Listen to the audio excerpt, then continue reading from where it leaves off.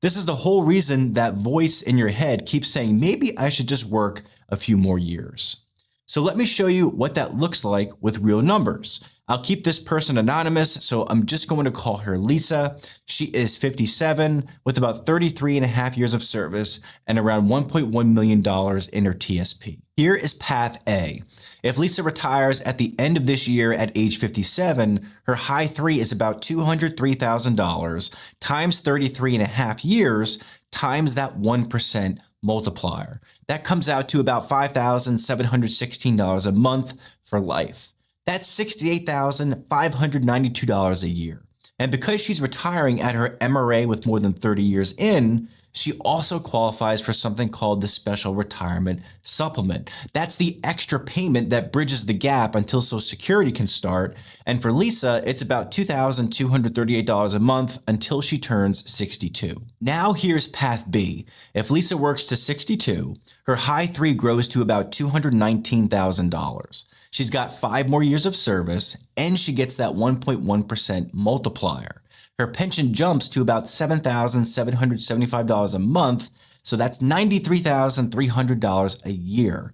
So the difference between retiring at 57 and working to 62 is about $2,060 more a month every month for the rest of her life. So that's almost $25,000 a year. So when you see a number like that, your gut says, well, I have to work to age 62. But let's actually run this out. On pure pension math, waiting until 62 pays for itself if Lisa lives past about age 76, meaning she gives up 5 years of collecting that smaller pension now, and it takes until around 76 for the bigger pension to catch up and pass it.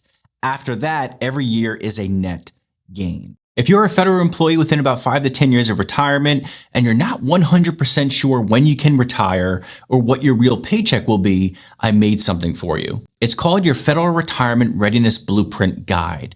It's a free step-by-step workbook that walks you through the 7 key steps: verifying your service time, estimating your net FERS pension, stacking your income from the pension, TSP, and Social Security, making sense of FEHB and Medicare, and checking the survivor picture for your spouse. If you set aside about an hour with this guide, a pen, and your statements, you'll have a much clearer idea of when you can retire and what your actual take-home paycheck will look like, rather than depending on just the gross numbers from an HR estimate. So here's what to do next. Click the link below this video and download the guide for free. You'll get instant access. And if, as you go through it, you decide you'd like help running your exact numbers, on that same page, you'll also see a spot to request a free Federal Retirement Blueprint call with me. On that call, we'll put your first pension, TSP, Social Security, FEHB, and taxes onto one clear page so you can see if you're truly ready to retire and what your real paycheck will be. So start by grabbing the guide at the link below,